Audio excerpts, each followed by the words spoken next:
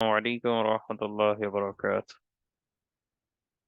ওয়ালাইকুম আসসালাম। ওয়ালাইকুম আসসালাম ওয়া রাহমাতুল্লাহি ওয়া বারাকাতুহু। উস্তাদ কেমন আছেন? الحمد لله على كل حال. আপনারা সবাই ভালো আছেন? জি জি আলহামদুলিল্লাহ। আলহামদুলিল্লাহ। اللهم صل على محمد وعلى آل محمد كما صليت على إبراهيم وعلى آل إبراهيم إنك حميد مجيد. اللهم بارك على محمد وعلى آل محمد كما باركت على إبراهيم وعلى آل إبراهيم إنك حميد مجيد. আল্লাহু আকবার। তো এই পর্যন্ত যা পড়ানো হয়েছে সব ক্লিয়ার হয়েছে সবার কাছে? জি উস্তাদ। তো বলেন তো, কেউ কাউকে রক্ত দিল, তো এই রক্ত দেওয়ার কারণে কি কাজা কাফারা উভয়টা আবশ্যক হবে, না শুধু কাজা রাখতে হবে? রক্ত দিলে রোজাই তো তো ভাঙবে না। রোজা ভাঙবে না। দিতে হবে যদি না কিন্তু। রক্ত দেওয়ার কারণে হুম। দুর্বল হয় শরীর, সেক্ষেত্রে মাকরু হবে। জি, সর্বোচ্চ যদি এই পরিমাণ রক্ত দিয়ে থাকে যার দরুন শরীর নিতান্তই দুর্বল হয়ে যায়, তাহলে মাকরু হবে। মাকরুহ হতে পারে, ভাঙার কোনো প্রশ্নই আচ্ছা। জাগে না। জি, তাহলে কাজা কাফারা কি লেট হেলন, এটা আসবে কি করে? তারপর অনিচ্ছাকৃত কোনো ব্যক্তি সহবাস করেছে, কিন্তু খাবার খায়নি, সহবাস করেছে। তো সহবাস করার পরে তার মনে হলো যে হয়তো তো রোজাটা ভেঙে গিয়েছে, এটা মনে করে আহ, ইচ্ছাকৃত আবার সহবাস করলো। এটা মনে করে কি আবার সহবাস করলো, যে রোজা তো ভেঙে গিয়েছে, তাহলে আবার সহবাস করি। তো এই নিয়তে আবার সহবাস করেছে, এই ক্ষেত্রে কি কাজা কাজা হবে। কাফারা? কাজা হবে। কাফারা আসবে না? জি না উস্তাদ, যেহেতু অনিচ্ছাকৃত ভাবে করে ফেলছে, এরপরে আবার ভেঙে গেছে মনে করে আবার করছে। এটা অনেকটা খাবারের মতো। খাবার যেমন অনিচ্ছাকৃত ভাবে খেয়ে ফেলার পর রোজা ভেঙে গেছে মনে করে আবার খেয়েছে, সেহেতু এটা কাজা হবে আর কি। জি, মাশাআল্লাহ, ঠিক আছে, হয়েছে। রোজা সংক্রান্ত আধুনিক মাসাইল এইগুলো আছে এখানে, যে এখন এখন যেগুলো পড়ানো হবে এগুলো আছে: ইসলাম অ্যান্ড মডার্ন মেডিকেল ট্রিটমেন্ট, ইসলাম ও আধুনিক চিকিৎসা বিজ্ঞান মনে হয় বইটার নাম। নাম হচ্ছে ইসলাম ও আধুনিক চিকিৎসা, মুফতি দেলোয়ার হোসেন সাহেবের। এই বইটা আপনারা যদি আপনারা সক্ষম হন তাহলে সংগ্রহ করে নেবেন, ঠিক আছে? এই বইটাতে আধুনিক অনেক মাসলা মাসাইল দেওয়া আছে, যেগুলো বাংলাদেশে অন্য কোনো বইয়ের মধ্যে নেই। মানে আছে অন্যান্য গুলো থেকে ছড়ানো ছিটানো, কিন্তু এখানে একত্রে দেওয়া হয়েছে। এই হচ্ছে বাংলাদেশের একটি বই, পূর্ণাঙ্গ বই, যেটি এ একজনই লিখেছেন, আর কেউ লিখেননি। এই যে নামটা এখানে দেওয়া আছে, ইসলাম ও আধুনিক চিকিৎসা, কালারও এইরকম, দেখেছেন? এটা সংগ্রহ রাখবেন, হ্যাঁ সবাই। তো এই ইসলাম ও আধুনিক চিকিৎসা বই থেকে এখানে কিছু মাসালা আপনাদের সামনে তুলে ধরা হবে। এর মাধ্যমে ইনশাল্লাহ আমরা আনুষ্ঠানিকতার সাথে রোজার আলোচনা শেষ করব। এরপরে আর রোজা নিয়ে আলোচনা হবে না ইনশাল্লাহ। এরপরে আমরা চলে যাব জাকাতে।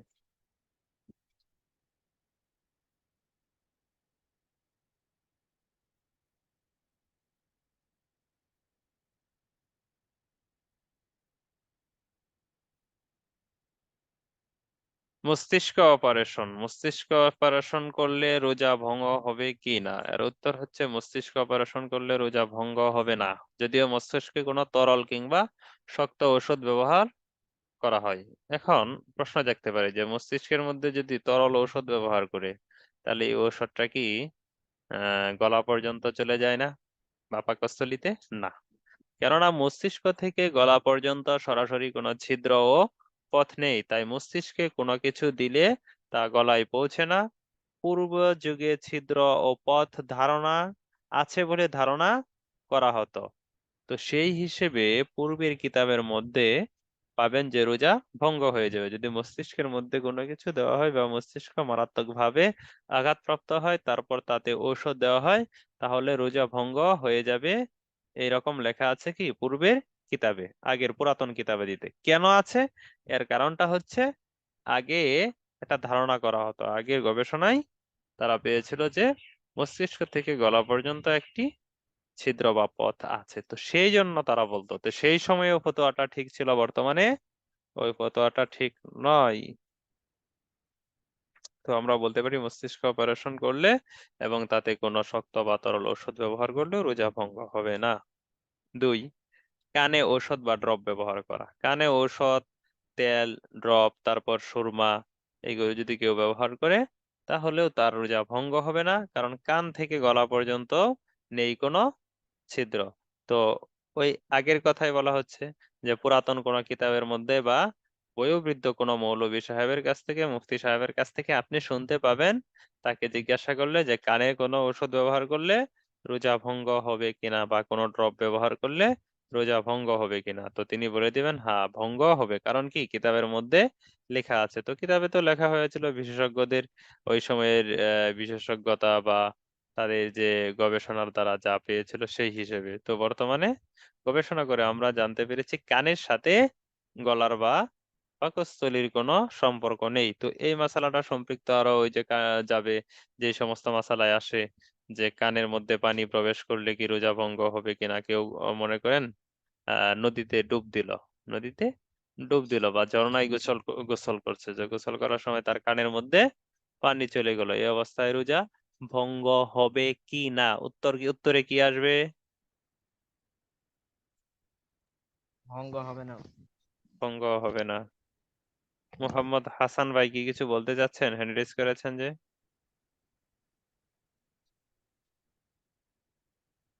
তো মাইক্রোফোনে অন করেননি, কিছু কি বলবেন নাকি আপনি?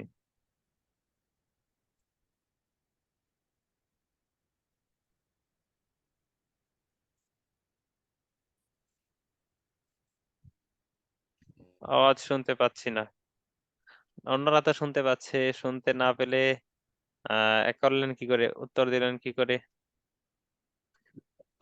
আপনি আওয়াজ শুনতে পাচ্ছেন না, আপনি তো মাইক্রোফোনটা চালু করেননি। দেখেন ওই যে মিউট আনমিউটের মতো একটা লেখা আছে, ওয়াইফাই অর ডাটা ক্লিয়ার, সেখানে ক্লিক করেন, তাহলে ইনশাল্লাহ আপনি শুনতে পাবেন।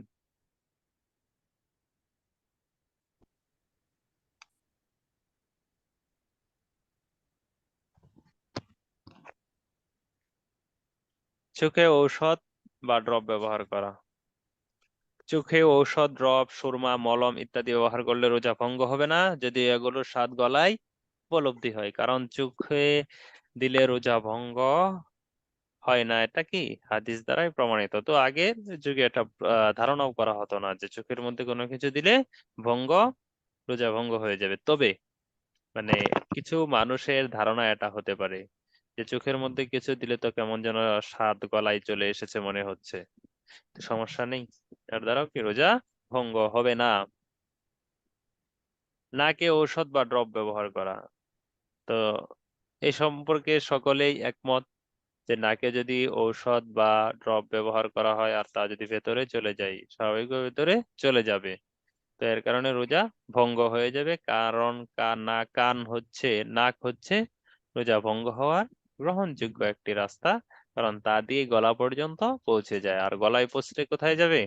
পাকস্থলীতে চলে যাবে, আর পাকস্থলীতে কোনো কিছু গেলে এক রোজা কি কয়েক রোজায় পরিণত হয়, সেই জন্য রোজা ভঙ্গ হয়ে যাবে। অক্সিজেন, নাকে অক্সিজেন নিলে রোজা ভঙ্গ হবে না, কারণ অক্সিজেন দেহ বিশিষ্ট কোনো বস্তু নয়। রোজা ভঙ্গ হতে হলে দেহ বিশিষ্ট কোনো বস্তু দেহের মধ্যে প্রবেশ করতে হয়। তো দেহের মধ্যে যেহেতু কোনো দেহ বিশিষ্ট বস্তু প্রবেশ করেনি, অক্সিজেন প্রবেশ করেছে, একটু বাতাস প্রবেশ করেছে, তো এতে কি রোজা ভঙ্গ হবে না। মুখে ঔষধ ব্যবহার, মুখে কোনো ঔষধ দিলে তা গিলে ফেললে রোজা ভঙ্গ হয়ে যাবে, চাই তা পরিমাণে অল্প হোক না কেন।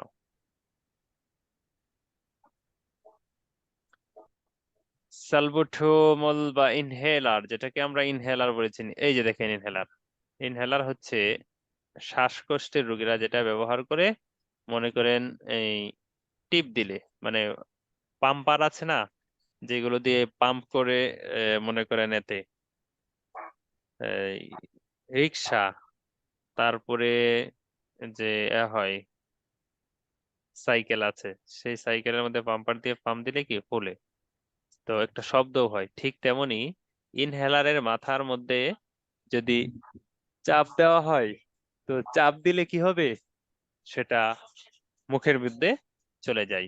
তো এটা ব্যবহার করলে রোজা ভঙ্গ হয়ে যাবে। এটা ব্যবহার করলে কি রোজা ভঙ্গ হয়ে যাবে। এখন একটা প্রশ্ন জাগতে পারে যে এটা ব্যবহার করলে রোজা ভঙ্গ হবে কেন, কারণ এটাও তো এক ধরনের অক্সিজেন। এর উত্তর হচ্ছে না, এটা শুধু অক্সিজেন নয়, এটার মধ্যে অন্য পদার্থ আছে। কারণ অক্সিজেন তো আপনার দেখা যায় না, তাই না? অক্সিজেন দেহ বিশিষ্ট না, কিন্তু ইনহেলারটা হচ্ছে দেহ বিশিষ্ট। এর প্রমাণ কি? এর প্রমাণ হচ্ছে আপনি যখন এই ইনহেলারটা স্প্রে করবেন কোনো কাঠের মধ্যে বা এমন একটা জিনিস যেটার মধ্যে দেখা যায় আর কি, তো কাঠের মধ্যে আপনি স্প্রে করলেন বা কাঠের মতো একটা কোনো জন্তুর মধ্যে, বস্তুর মধ্যে আপনি স্প্রে করলেন, তখন আপনি দেখতে পাবেন যে কাঠটা ভিজে গিয়েছে। তো ভিজে যে গিয়েছে, এটা কিভাবে ভিজে গেল? দেহ বিশিষ্ট হওয়ার কারণে তো ভিজে গেল। আর দেহ বিশিষ্ট হওয়ার কারণে রোজা ভঙ্গ হয়ে যাবে।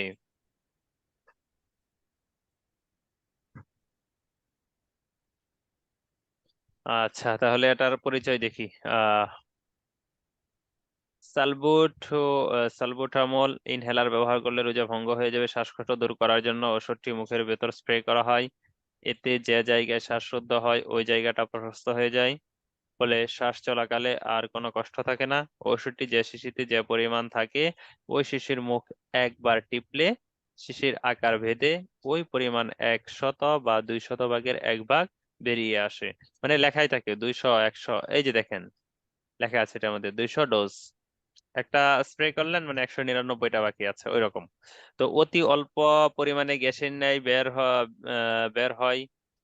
বের হবার কারণে কেউ ওষুধটিকে বাতাস জাতীয় বলে মনে করতে পারে, কিন্তু বাস্তবে এমন নয়, বরং ওষুধটি দেহবিষ্ট। কাঠ ইত্যাদি কোনো বস্তু স্প্রে করলে দেখা যাবে ওই বস্তুটি ভিজে গেছে, তাই এর দ্বারা রোজা ভঙ্গ হয়ে যাবে। অনেকেই বলতে শোনা যায় যে অতি প্রয়োজনীয় ইনহেলার ব্যবহার করা হয়, তাই এতে রোজা ভঙ্গ হবে না। তো কথাটি কি খুবই হাস্যকর। কিভাবে?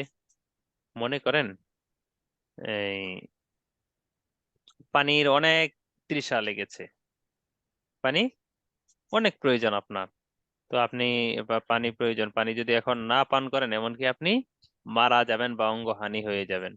তো এবার বলুন, আপনি যদি পানি পান করেন এখন, তাহলে কি আপনার রোজা ভঙ্গ হবে? জি, হয়ে যাবে। কেন? পানি পান করা তো এখন খুবই প্রয়োজন, না পান না করলে আপনি আপনার প্রাণ নাশ হয়ে যাওয়ার আশঙ্কা আছে, অথবা আপনার অঙ্গহানি হয়ে যাওয়ার আশঙ্কা আছে, তারপরে কি রোজা ভঙ্গ হয়ে যাবে? জি, ভঙ্গ হয়ে যাবে। ভঙ্গ হয়ে যাবে। তাহলে ইনহেলার ব্যবহার করলে ভঙ্গ হবে না কেন? এটাই বলেছে যে কথাটি একেবারে হাস্যকর। কারণ কেহ যদি ক্ষুধার মৃত্যু মুখে পতিত হয়ে অতি প্রয়োজনীয় কিছু খেয়ে ফেলে, তাহলে কি প্রয়োজনে খাওয়ার কারণে তার রোজা ভঙ্গ হবে না? অবশ্যই ভঙ্গ হবে। তো অতি প্রয়োজনের সময় রোজা ভাঙলে পরবর্তীতে কাজা করা এতে গোনা কাজা করা ও এতে গোনা না হয়, এটা ভিন্ন কথা। আর রোজা ভঙ্গ হওয়া হচ্ছে ভিন্ন কথা। তথা খুবই প্রয়োজন পানি এখন, পানি পান না করলে অঙ্গহানি হয়ে যাবে, তো এই অবস্থায় পানি পান করার তার অবকাশ আছে, তবে তার কোনো পাপ হবে না। তো তার রোজাটা কাজা করতে হবে। ঠিক তেমনি ইনহেলার ব্যবহার করলে কি, যদি রোজা ভঙ্গ কোনো হয়ে যাবে। ব্যক্তি মানে আহ ইনহেলার ব্যবহার করে একদম অক্ষম অবস্থায়, তাহলে সেক্ষেত্রে তার রোজাটা ভঙ্গ হয়ে যাবে এবং তার জন্য কি কাজা আবশ্যক হবে। তবে একটা পদ্ধতি বলা হচ্ছে এখানে, পদ্ধতিটা হচ্ছে ইনহেলার ব্যবহার করা সত্ত্বেও রোজা ভঙ্গ হবে না। কিভাবে? যদি মুখে ইনহেলার স্প্রে করার পর না গিলে থুতু দিয়ে তা বের করে ফেলা হয়, তাহলে রোজা ভঙ্গ হবে না। এভাবে কাজ শ্বাসকষ্টের কাজেও হয়ে যাবে এবং পাশাপাশি রোজাও ভঙ্গ হবে না। এখন কথা হলো, আসলে এটা কি সক্ষম, এটা কি পারবে? আসলে বিষয়টা বড় কষ্টদায়ক, না হওয়াটাই স্বাভাবিক। যদি কেউ অভ্যস্ত থাকে তাহলে পারতে পারে, অন্যথায় এটা পারবে না। যখন দিবে মুখের মধ্যে তখন খুব আরামের সাথে কি গিলে ফেলবে। রোজা অবস্থায় ইনহেলার ব্যবহারের নিয়ম, মানে এখানে এখন যে নিয়মটা তুলে ধরা হয়েছে তা হচ্ছে কি বলা যায়, যে সেহেরির সময় খাই মানুষ বা ভালো করে খাই, সারাদিন যেন খেতে না হয়, ওই সিস্টেমের আর কি। আপনি এক ডোজ ব্যবহার করলেন মনে করেন সেহেরির সময়, আর এক ডোজ ব্যবহার করবেন ইফতারের সময়, তো এটা তো ভালো করেই জানি যে এটা ব্যবহার করলে রোজা ভঙ্গ হবে না, কারণ সেহেরির আগে তো রোজা শুরুই হয়নি। আর ইফতারের সময় যদি ব্যবহার করি, ইফতার নিয়ে বা ইফতারের সময় মানে যখন ইফতারের সময় হয়েছে সেই সময় করি, তাহলে তো ওখানে রোজা ভঙ্গ হলো না। ওই রকম আর কি একটা সিস্টেম। বলা হচ্ছে যে বলে বলে থাকেন কোন কোন বিশেষজ্ঞ বলে থাকেন, যদি কোনো ব্যক্তি সেহেরির সময় একবার ইনহেলার নেয়, আরেকবার যদি ইফতারের সময় নেয়, তাহলে তার ইনহেলারের কাজ সম্পাদন হয়ে যাবে, তার প্রয়োজন হবে না। এখন কথা হলো, এইভাবে হলে তো রোজা ভঙ্গ হবে না, কিন্তু এতেও যদি কোনো ব্যক্তি না হয়, দিনের বেলা মাঝখানে নিতে হয়, দুপুরে নিতে হয়, তাহলে কি তার রোজা ভঙ্গ হবে? হ্যাঁ, তাহলে তার রোজা ভঙ্গ হয়ে যাবে। তো এখন যে এই কাজটা করলো, রোজাটা যে ভঙ্গ করলো ইনহেলার ব্যবহার করে, তো এতে কি তার রোজার কাজা আদায় করতে হবে? হ্যাঁ, তার রোজার কাজা আদায় করতে হবে, এতে কোনো কাফারা আসবে না, কারণ এটা কি তার নিয়ন্ত্রণে নয়। তার নিয়ন্ত্রণে যেহেতু নয়, তো সেই হিসেবে তার কাজা আদায় করাটাই তার উপর আবশ্যক, কাফারা আদায় করতে হবে না।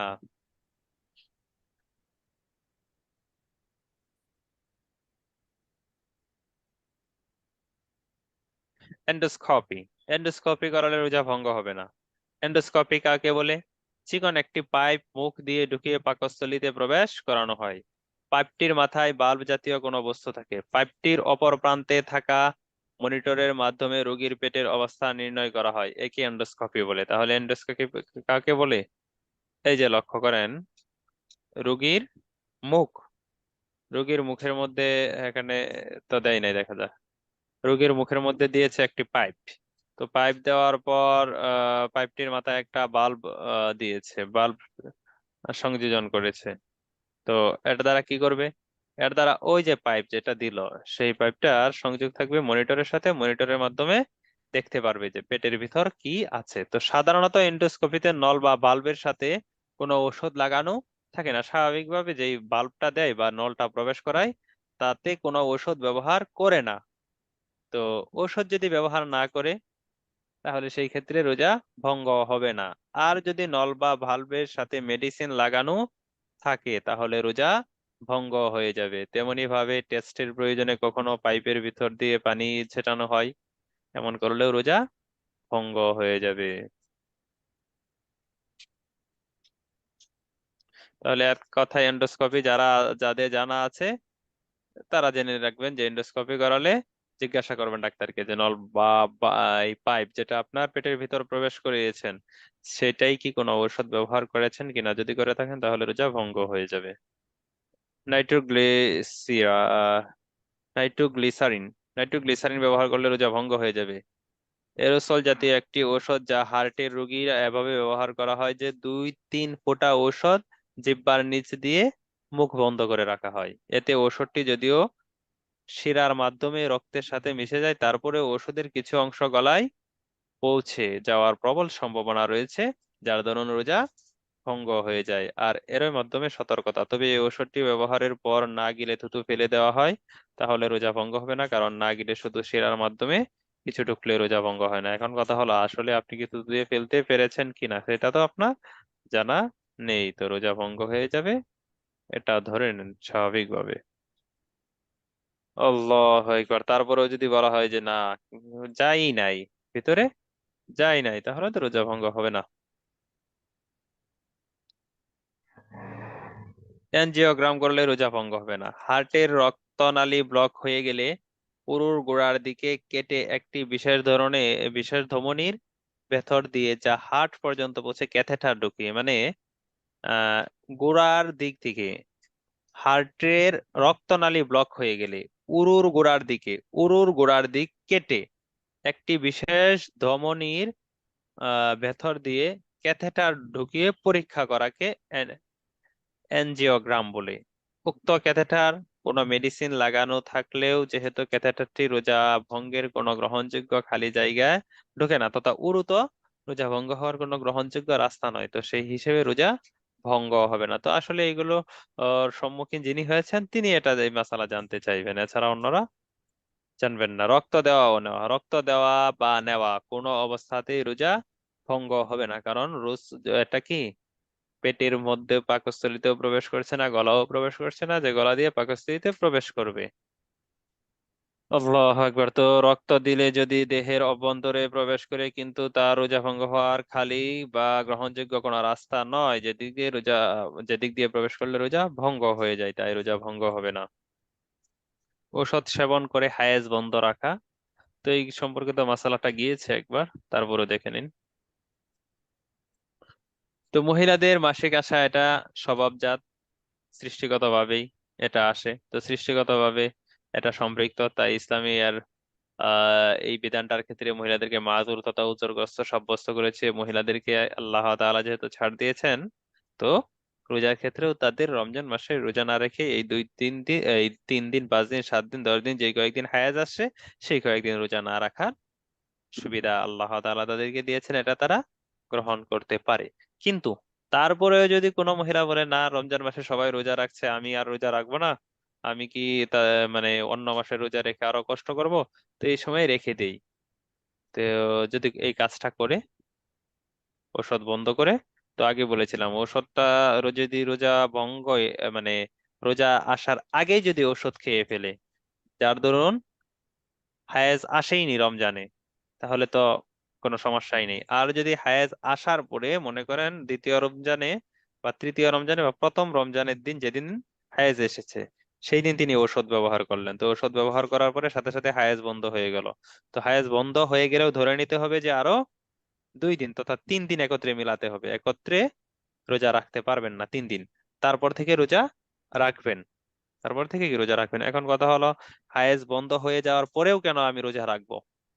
আমি তো দেখতে পাচ্ছি হায়েজ বন্ধ হয়েছে, আর উত্তর হচ্ছে এটা ধরে নেওয়া হবে যে হায়েজ বন্ধ হয়নি, কারণ হায়েজের সর্বনিম্ন সময় হচ্ছে 3 দিন, তো 3 দিনের কম তো হায়েজ হতে পারে না। এখন আরেকটি প্রশ্ন যেটা একজন ভাই করেছিলেন, মনে আছে, যে রমজানের মাঝখানে মনে করেন 15 রমজানে কারো হায়েজ আসবে, সে 10, 11, 12, 13, 14 কোনো রমজানে ওষুধ খেয়ে ফেললো যেন হায়েজ নাই আসতে পারে, তো এই ক্ষেত্রে কি কোনো সমস্যা আছে? ওই সময় কি 15 থেকে 18 পর্যন্ত তার অপেক্ষা করতে হবে?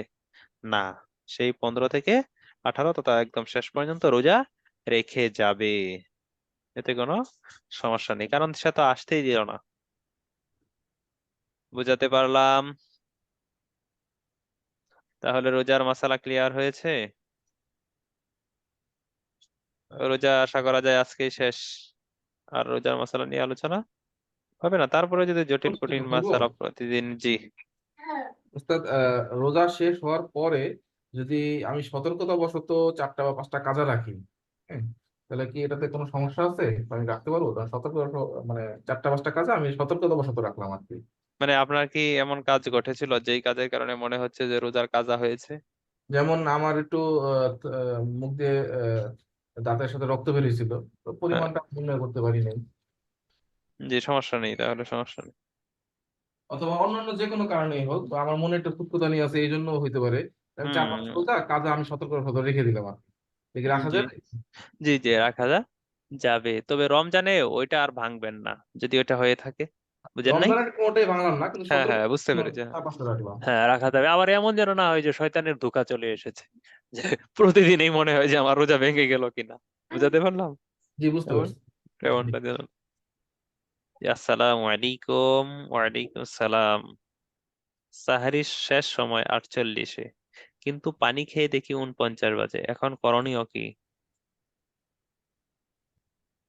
এখন করণীয় হচ্ছে আপনার, আপনি তো বিলম্ব করে ফেলেছেন 1 মিনিট, তাই না? সময় চলে যাওয়ার পরেও এটা যেন ভবিষ্যতে না ঘটে এই মর্মে একটু তওবা করেন, আর আশা করা যায় হয়ে যাবে। আশা করা যায় কি হয়ে যাবে, কারণ ক্যালেন্ডারে একটু 2-1 মিনিট এদিক সেদিক করে যেন মানুষ সতর্কতা অবশত একটু আগেই শেষ করে। বুঝাতে পারলাম? যেন ভবিষ্যতে যেন এমনটা না ঘটে।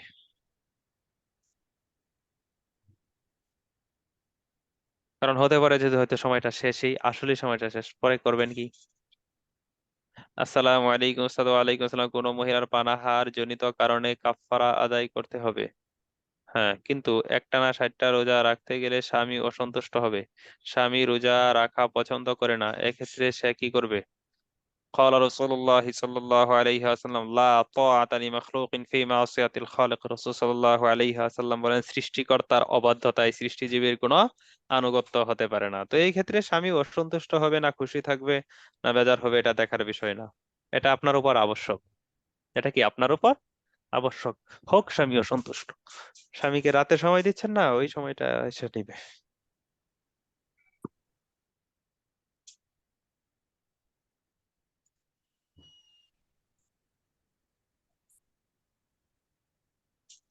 বারো নং পয়েন্টটা আবার বলে বলে, এই যে 12 নং পয়েন্টটা দেখে নেন, এটা যে সম্মুখীন হয়েছে তার জন্য, এটা না হয় আমরা যারা এনজিওগ্রাম করি নাই তাদের ক্ষেত্রে তো এটা জানার মানে হয় না, প্রয়োজন হয়। এটা জেনে রাখেন, এনজিওগ্রাম যদি আপনার কোনো সময় করে জিজ্ঞাসা করেন এটা কোন অপারেশন, যদি বলে এনজিওগ্রাম ওই যে আপনার উরু দিয়ে কেটে, উরুতে কিছু গোস্ত কেটে তারপর অপারেশন করছে, তখন মনে করবেন যে এটা এনজিওগ্রাম এবং জিজ্ঞাসা করবেন। তো জেনে রাখেন, এনজিওগ্রাম করালে ভঙ্গ হয় না, কারণ এখানে সবগুলো তো আপনার মুখস্থ রাখা সম্ভব না, যেগুলো আপনি জানেনই না, কোনো আমার কখনো হয় নাই, আমার আত্মীয়র কারো হয় নাই, তো এই সম্পর্কে আমার মনেই থাকবে না, এটাই স্বাভাবিক।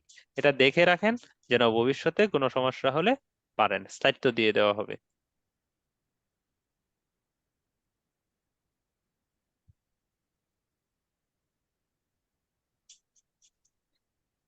ওস্তাদ, কোনো নারীর যদি রোজা রাখা অবস্থায় দিনের মধ্যভাগে হায়েজ আসে তবে কি না খেয়ে থাকবে রোজা সম্মানার্থে? হ্যাঁ, না খেয়ে থাকবে। আসসালামু আলাইকুম ওস্তাদ। ওয়ালাইকুম সালাম। যদি খুবই কষ্ট হয় তাহলে সেই ক্ষেত্রে গোপনে খেয়ে নেবে আর কি। ওয়ালাইকুম আসসালাম। মেসওয়াক টুথপেস্ট লাগিয়ে মেসওয়াক করা যাবে? না, করা যাবে না, মাকরু হয়ে যাবে, রোজা মাকরু হয়ে যাবে, আর ভিতরে চলে গেলে তো ভেঙেই যাবে। ওস্তাদ, রোজা অবস্থায় যদি হায়েজ হয়ে যায় তো হায়েজে ব্যক্তি কি খাবার খেতে পারবেন? এতে কি কিছু হবে খাবার খেলে? মানে রোজার সম্মানার্থে খাবার না খাওয়া, রোজার সম্মানার্থে খাবার না খাওয়াটা হচ্ছে আবশ্যক। তো সেই হিসেবে তিনি কি করবেন? যদি একান্ত খুব কষ্ট হয় তাহলে গোপনে খাবেন।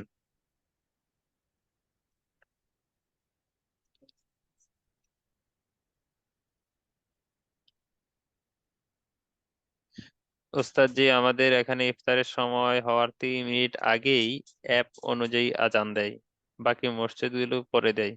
এখন ইফতার কি করে ফেলবো, নাকি ওয়েট করব? ওয়েট করেন।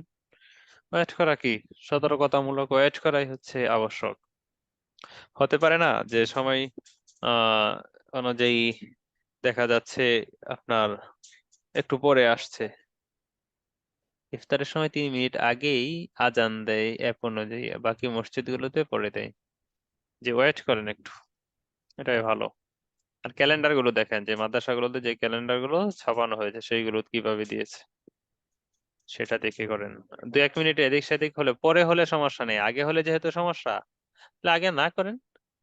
উস্তাদ, যেই রোজা ইচ্ছাকৃত বা অনিচ্ছাকৃত কোনো কারণে রাখা হয়নি, তো আর তার তো শুধু কাজা আদায় করলে হয়ে যাবে, কাফারা তো কোনো দরকার নেই, ঠিক বলেছি কি? হ্যাঁ, ঠিক বলেছেন। রোজা রেখে 5 বারই যদি নামাজের আগে মেসওয়াক করি তাহলে কি কোনো সমস্যা হবে? এই মাসালা তো গিয়েছে।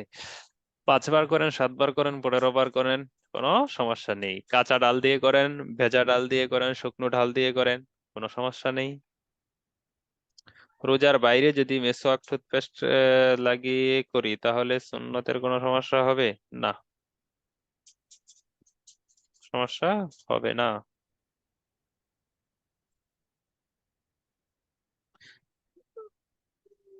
তবে মেসওয়াক করার ক্ষেত্রে, মেসওয়াক তো মেসওয়াকই, মেসওয়াক কি আপনারা, আমি জানি না কে কিভাবে করেন। রোজা আহ অবস্থায় হোক আর যে অবস্থায় হোক, মেসওয়াক যদি আপনি নিজে বানিয়ে করেন তরতাজা ঢাল দিয়ে, সেটা দেখবেন অনেক ভালো। তো টুথপেস্ট লাগিয়ে সেই আরামটা পাবেন না যেটা সরাসরি মেসওয়াক দিয়ে করলে হবে। তবে যদি দাঁতে ময়লা থাকে বেশি তাহলে সেক্ষেত্রে টুথপেস্ট দিয়ে করেন, কোনো সমস্যা নেই। নিমের ডাল দিয়ে করেন, দেখেন প্রতি সপ্তাহে একটা একটা বানান, খুবই ভালো লাগবে। কিনা মেসওয়াক এটা এগুলো ভালো লাগে না, আমার নিজেরই ভালো লাগে না। রোজার বাইরে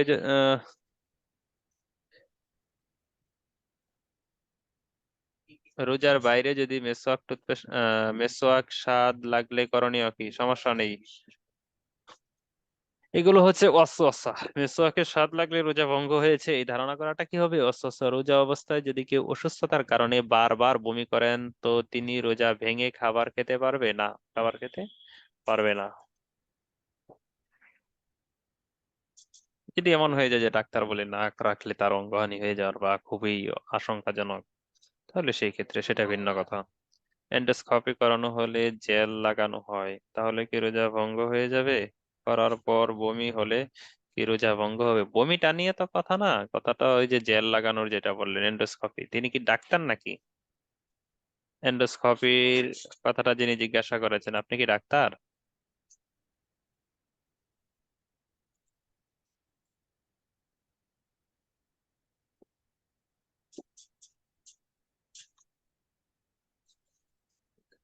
না, ডাক্তার না। না, জিজ্ঞাসা করবেন ডাক্তারকে কিভাবে করাচ্ছে।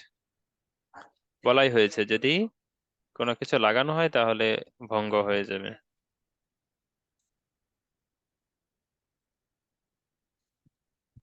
সম্ভবত পেশেন্ট, জিজ্ঞাসা করবেন ডাক্তারকে কিছু লাগাই কিনা।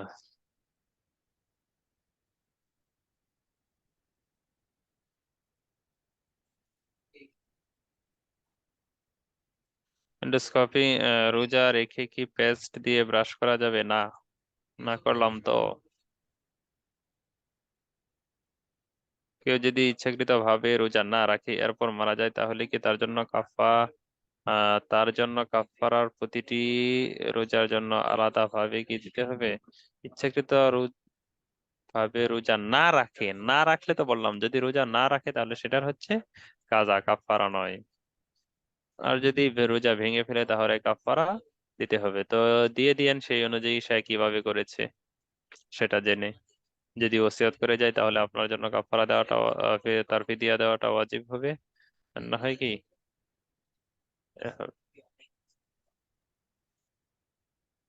ওস্তাদ মারা গেলে কি মানে কাফারা না দিয়ে ফিরিয়ে দিতে হয়?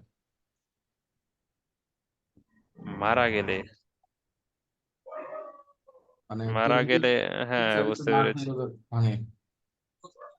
উম, কাফারা ওয়াজিব হয়েছে না করতে চাচ্ছেন কোনটা? মনে করেন কেউ একজন আছে যিনি হচ্ছেন মারা গেছেন, কিন্তু মারা যাওয়ার আগে ইচ্ছাকৃত ভাবে রোজা ভাঙছেন হে, তো জীবিত অবস্থায় তার উপর তো কাফারা ওয়াজিব হয়েছে। তো এখন যেহেতু সে মারা গেছে, এখন তার উত্তরসূরি কি তার ফিদিয়া দিবে জি নাকি বুঝতে কাফারা পেরেছি, দিবে? মানে ইচ্ছাকৃত ভাবে রোজা ভঙ্গ করেছেন তো সেই ক্ষেত্রে তো কাফারা। তো ব্যক্তিটা মারা গিয়েছেন, এখন তার উত্তরাধিকার যারা আছে উত্তরসূরি তারা কি কাফারা আদায় করবে না ফিদিয়া আদায় করবে, এটা প্রশ্ন। জি, জি ওস্তাদ। কারণ একটু,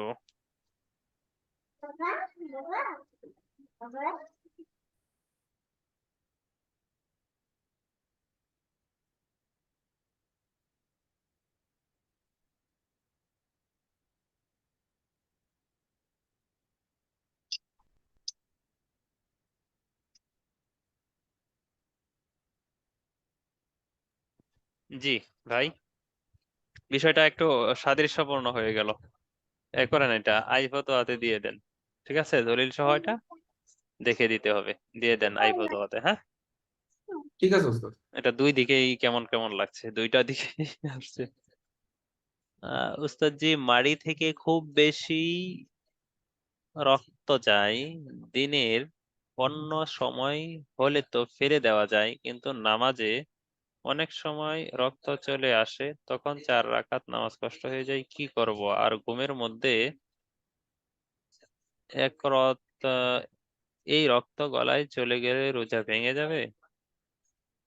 রক্ত চলে গেলে তো ভেঙেই যায়, রক্ত বেশি হলে মানে থুতুর সমান বা থুতুর চেয়ে বেশি হলে রক্ত গেলে কি রোজা ভঙ্গ হয়ে যায়, সেক্ষেত্রে ভঙ্গ হয়ে যাবে। ইচ্ছে করে রোজা ভঙ্গ করলে কাফারা, জি ইচ্ছা করে রোজা ভঙ্গ করলে কাফারা। উস্তাদ বালেগার সংজ্ঞাটা বলবেন, বালেগের সংজ্ঞাটা বলবেন। বালেগের সংজ্ঞা হচ্ছে স্বপ্নদোষ হওয়া। যদি স্বপ্নদোষ না হয় তাহলে বগলে ওঠা, পশম ওঠা, অথবা নাভির নিচে পশম ওঠা। বুঝাতে পারলাম? তিনটা। এইগুলো যদি না হয় তাহলে এইগুলোর মধ্যেই হয়ে যাবে। এগুলোর মধ্যে কি হয়ে যাবে, তিনটা একত্রে হওয়া শর্ত নয়, তিনটা থেকে যে কোনো একটা হলে বালেগ হয়ে যায়। আর যদি না হয় তাহলে 14 বছরে ধরে নেবেন, তারা 14 বছরে বালেগ, পুরুষ হলে 14 বছরে বালেগ হয়ে যায়, আর মেয়ে হলে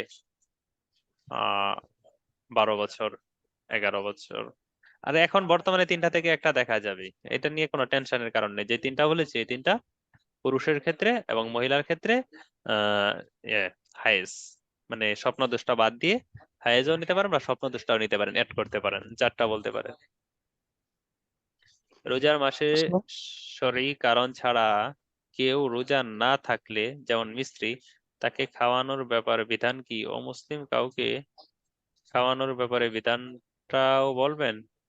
অমুসলিম তো অমুসলিমকেই, অমুসলিম তো অমুসলিমই, তার ব্যাপারে আপনি কি বলবেন? আর মিস্ত্রির ব্যাপারে না করবেন, যে রোজা রাখতে বলবেন আর কি। বুঝাতে পারলাম? মুসলিম হলে সাহরি আর শেষ মুহূর্তে টুথপেস্ট দিয়ে ব্রাশ করলে কি সমস্যা হবে? শেষ মুহূর্তে মানে শেষ হয়নি এখনো, শেষ না হলে সাহরির সময় যেহেতু শেষ হয়নি তাহলে তো কোনো সমস্যাই নেই। উস্তাদ, কাফফারা আর ফিদিয়ার বিষয়টা বিস্তারিত ভাবে ক্লিয়ার করতেন। কাফফারা তো হচ্ছে ইচ্ছাকৃত ভাবে যে এই রোজাটা ভঙ্গ করেছে, আর ফিদিয়া হচ্ছে যেটা মনে করেন করলো আর কি, এই অনিচ্ছা, মানে তার ইচ্ছাকৃত না, যেমন অসুস্থতার কারণে রোজা রাখতে পারলো না, তো রাখতে না পেরে আহ, বা বয়োবৃদ্ধ হওয়ার কারণে রোজা রাখতে পারলো না, এমত অবস্থায় তার একটা রোজার জন্য এই সদকাতুল ফিতর পরিমাণ বা তার চেয়ে বেশি আর কি, 2 বেলা খাবার খাওয়াতে যে টাকাটা যায় একজন ফকিরকে দিয়ে দিবে। মনে করেন 10টা রোজা রাখতে পারে নাই বেশি বৃদ্ধ হওয়ার কারণে অথবা অসুস্থ হওয়ার কারণে, তো এই ক্ষেত্রে তিনি এক একটার জন্য একটা একটা করে ফিদিয়া দিয়ে দিবেন। মানে মনে করেন 10টি রোজা রাখতে পারেনি, তো 10টি রোজার ফিদিয়া কত দিবেন? মনে করেন 10টির জন্য 2000 টাকা দিয়ে দিলেন। বুঝাতে পারলাম?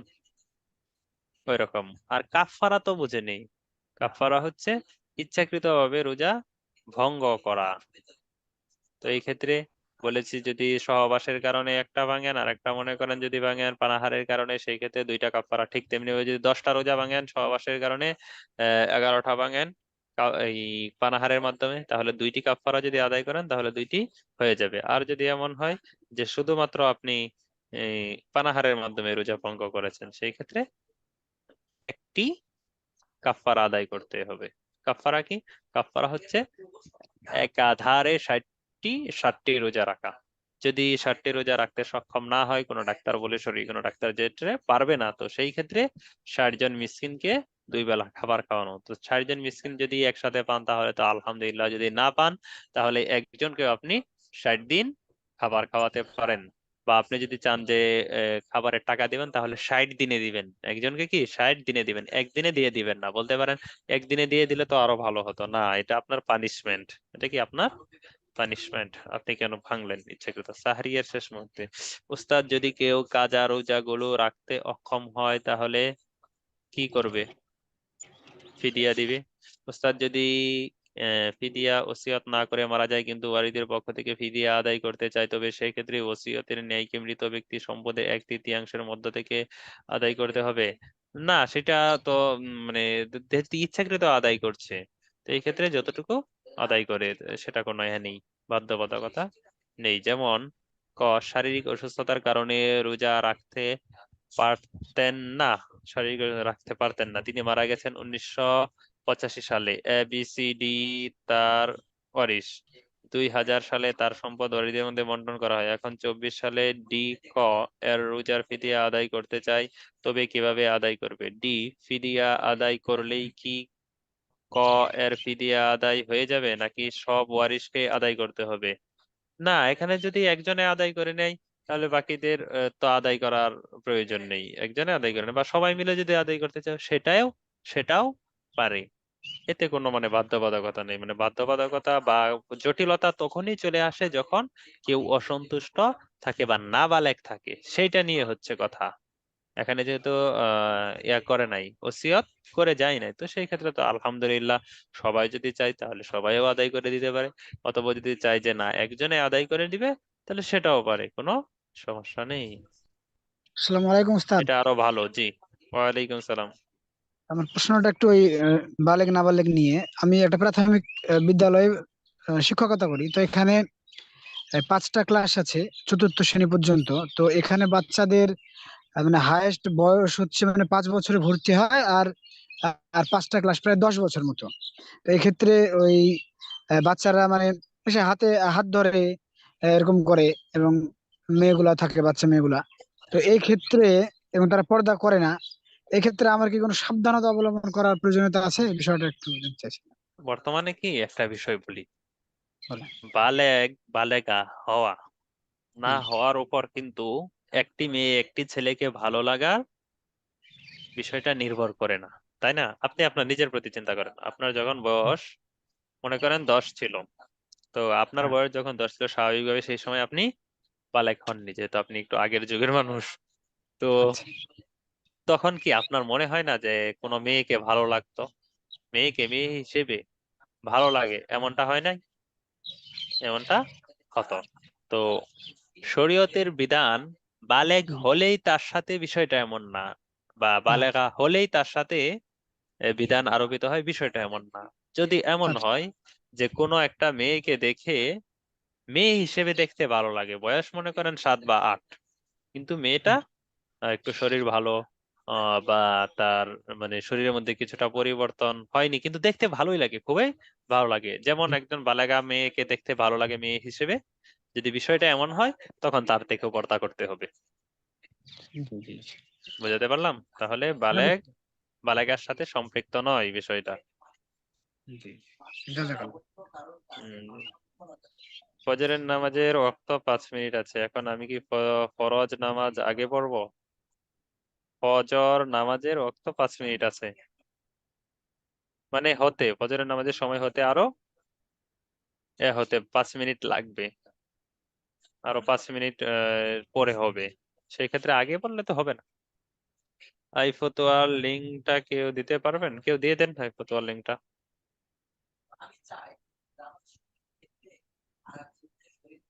ওস্তাদ ফিদিয়া টাকার হিসাবটা বোঝালে ভালো হতো। এই তো 2 বেলা কত টাকা খরচ আছে ওইটা দেখে নিন, মধ্যম পর্যায়ের সেরকম আর কি দিয়ে দিবেন, কিন্তু সময় শেষ, তখনও টুথপেস্টের স্বাদ বোঝা যায়, তখন রোজা কি হবে? ভেঙে যাবে, ফেলে দিবেন, মুখ থেকে কি ফেলে দিবেন। আর সব মাঝে মধ্যে এটা ওয়াসওয়াসা হবে, এটা কি কারণে করতে যাবেন তাহলে, আর শেষ সময় আর কি কারণে করতে যাবেন, দেখবেন ওয়াসওয়াসায় আপনি বাঁচবেন না। উস্তাদ কাফারা হিসেবে যদি 60টা রোজা না রাখতে পারে তাহলে কি একজনকে 60 দিন খাওয়ালে হবে? হ্যাঁ, হবে। তবে আগে কারণটা নির্ণয় করতে হবে, আসলে কি পারে কিনা, আসলে পারে কিনা। ফিদিয়া একটার জন্য 2 বেলা খাওয়ালে হবে, হ্যাঁ। টাকা দিয়ে দিন, টাকা দিয়ে দিন, এটা উস্তাদ, আরো ভালো। 60 জনকে 2 বেলা না খাইয়ে যদি 120 জনকে 1 বেলা খাওয়ায় তাহলে কি কাফারা আদায় হবে? 60 জনের কথা বলা হয়েছে, তো 60 জনই করেন, 120 জন না করে 60 জনকে 2 বেলা। শরীয়তের বিধানটা যেভাবে আছে সেইভাবে রাখেন, 60 জনের মধ্যেই রাখেন। 120 জন এত মানুষ পাবেন? 60 জনই তো পাওয়া মুশকিল। মানে এতিমখানায় যখন খাওয়াইতে যায় তখন তো এরকম হয়ে যেতে পারে। এতিমখানায় এত পাওয়া যায় না, আসলে এতিম না, ওইটা হচ্ছে কথা। বুঝতে পেরেছেন? আল্লাহু আকবার। আচ্ছা, প্রশ্ন কোথায় ছিল? কাফফারার সময় হায়েজ হয়ে গেলে কি করণীয়, এটা তো বলেছিলাম। মেয়েদের যখন হায়েজ চলে আসে 60 দিন একাধারে রোজা রাখার মধ্যে তো হায়েজ 2 বার চলে আসবে, সেক্ষেত্রে তো কোনো সমস্যা নেই বলেছিলাম।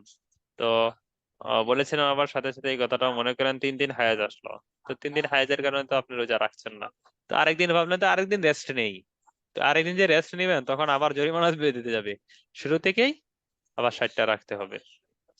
রান্না করা তরকারি ঘ্রাণ নিলে কি রোজার কোনো সমস্যা হবে? আপনি যদি রান্না করার তরকারি ঘ্রাণ নিতে যাবেন কেন রমজানের রোজা রেখে? ঘ্রাণ নিয়ে যদি আফসোস করেন তাহলে তো হবেই, মাকরু হবে না? কেননা যদি খুব ভালোই হচ্ছে, টেস্টি হচ্ছে, এখন যদি খেতে পারতাম এই ধরনের মন মানসিকতা রাখলে কি মাকরুহ হবে। পাকানো ওয়ালি নিতে পারে, কিন্তু ব্যক্তিগত রান্নার স্বাদ নেওয়া উচিত। জি, এটা তো বলেছিলাম বিস্তারিত, এই যে লবণ টেস্ট করা, তারপর একটু এটা স্বাদটা টেস্ট করা। যদি এমন হয় যে উম পাশে কেউ নেই, যে ব্যক্তি রোজা রাখেনি, অথবা নাবালেগ কেউ নেই যিনি রোজা রাখেননি, তো সেই ক্ষেত্রে যদি স্বামী যদি দাজ্জাল টাইপের হয়ে থাকে, তাহলে সেই ক্ষেত্রে একটু টেস্টটা নিয়ে সাথে সাথে ফেলে দেওয়া, যেন ভিতরে না যায়, ভিতরে গেলে রোজা ভঙ্গ হয়ে যাবে। আবার যদি এমন হয় যে বড় কোনো পাকাচ্ছেন বাবুর্চি, অনেক মানুষ খাবে, তো সেই ক্ষেত্রে আপনি একটু টেস্টটা নিয়ে সাথে সাথে ফেলে দিবেন। এই ক্ষেত্রেও যদি ভিতরে চলে যায় রোজা ভঙ্গ হয়ে যায়। মেয়েদের উপর কত বছরের রোজা ফরজ হয়? বালাগা হলে রোজা ফরজ হয়। উস্তাদ, আমার এক আত্মীয় একদিন সাহারি টের পাইলো না, তাই তারা ওই দিনের রোজা রাখেনি। এখন কি ওই রোজার তাদের করণীয় কি? কাজা রাখবে? যেহেতু রাখেনি, সেটা কাজা রাখবে। আর বলে দিয়েন যে এই কি বলে, সাহরি করা সুন্নত, সাহরি না করলে রোজা হয়ে যায়। আকাশ যদি মেঘাচ্ছন্ন থাকে তবে 30 দিন রোজা রাখবে। এইটার ব্যাখ্যাটা বলবেন কি? এটার ব্যাখ্যার কোনো প্রয়োজন নেই, বর্তমানে এগুলো বের হয়ে যায়। আকাশ মেঘাচ্ছন্ন থাকুক, তা চাই পরিষ্কার থাকুক, এটা বের করে ফেলে। ফজর নামাজের উস্তাদ, রোজা রেখে দাঁত ফেললে কি রোজা ভঙ্গ হয়ে যাবে নাকি মাকরুহ হবে? রোজা রেখে দাঁত ফেললে যদি রক্ত বের হয় তাহলে রক্ত ফেলে দিবেন। যদি রক্ত ফেলে দেন তাহলে তো কোনো সমস্যাই নেই। আর যদি রক্ত ভেতরে চলে যায় আর রক্তের পরিমাণ যদি থুথুর সমান বা বেশি হয়, সেক্ষেত্রে রোজা ভঙ্গ হয়ে যাবে। মেয়েদের পিরিয়ড এক এক জনের এক এক সময় শুরু হয়।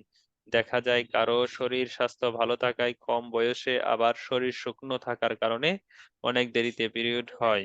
এক্ষেত্রে কি পিরিয়ড শুরু হলে বালেগ ধরে তখন থেকেই রোজা ফরজ, নাকি নির্দিষ্ট বয়স আছে রোজা ফরজ হওয়ার? তো বললাম তো, শুধু পিরিয়ডের সাথে সম্পৃক্ত নয়, বরং বগলের নিচে চুল উঠেছে কিনা, নাভির নিচে চুল উঠেছে কিনা, সেই ক্ষেত্রেও লক্ষণীয়। যদি দেখেন উঠেছে, তাহলে তিনি বালেগা হয়েছেন। তো বয়সের ক্ষেত্রে 12 বছর বা 11 বছর।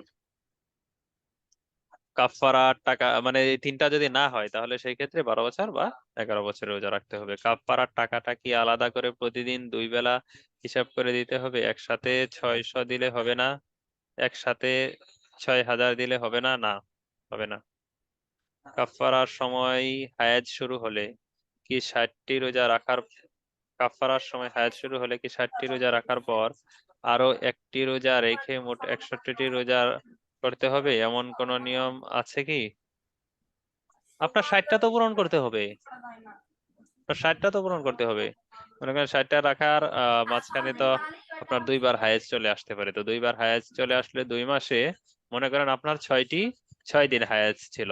তো সেই ক্ষেত্রে আপনি রোজা তো রাখবেন 60টি, তো 60টি রাখতে গিয়ে যে কয়দিন লাগে আর কি, মোট কথা এখন ওই যে 3 দিন হায়েজের মধ্যে চলে গেছিল, সেই হিসেবে 66 দিন, 66 দিন মানে মানে যেদিন থেকে শুরু করেছেন সেদিন থেকে 66তম দিনে গিয়ে আপনার শেষ হবে। তথা সেই 3 দিন 3 দিন, 2 মাসে যে 3 দিন 3 দিন করে 6 দিন অতিবাহিত হলো, সেই 6 দিন বাদ দিয়ে অতিরিক্ত 6 দিন রাখতে হবে, যখন গিয়ে আপনার 60টি আর কি পূরণ হবে। সেটা হচ্ছে মূল উদ্দেশ্য।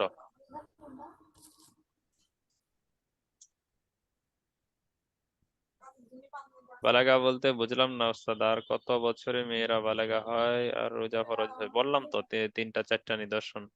ওস্তাদ, ফিদিয়ার পরিমাণটা যেই বছরে রোজা রাখতে পারেনি সেই বছরে অনুযায়ী হবে, নাকি যে বছর আদায় করা হচ্ছে সেই বছরে অনুযায়ী হবে? যেমন 2000 থেকে 2005 সালের রোজার ফিদিয়া এখন দিলে আদায় হবে, নাকি 2000 থেকে 2005 সালের রোজার ফিদিয়া এখন দিলে কি এই সময় অনুযায়ী ফিদিয়া দিতে হবে, নাকি 2000 থেকে 2000 সালে সদকাতুল ফিতর অনুযায়ী দিতে হবে?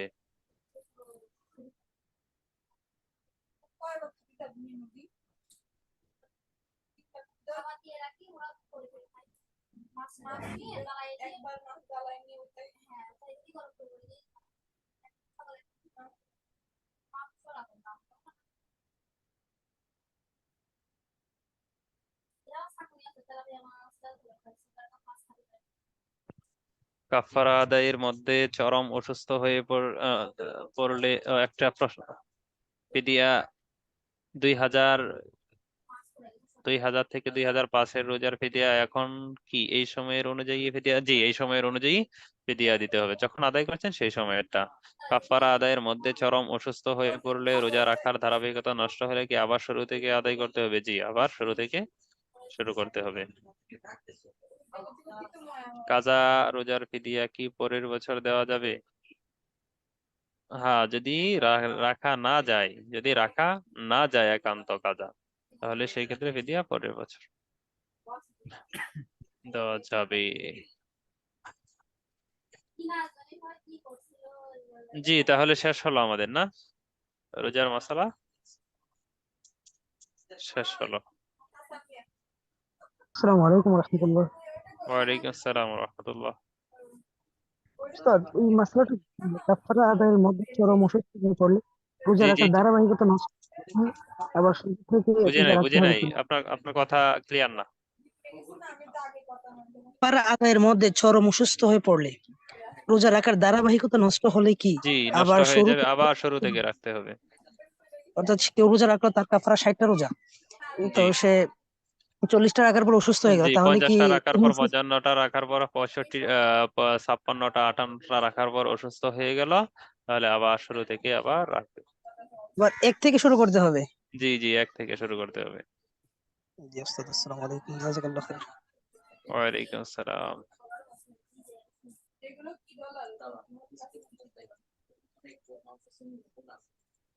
আল্লাহ আকবার।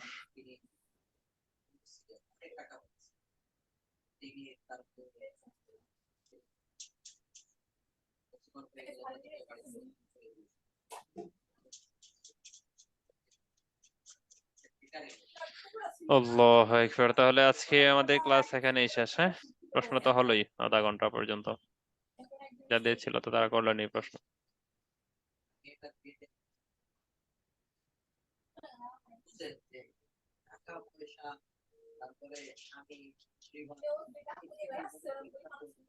জি, আসসালামু আলাইকুম ওয়া রাহমাতুল্লাহি ওয়া বারাকাতুহু।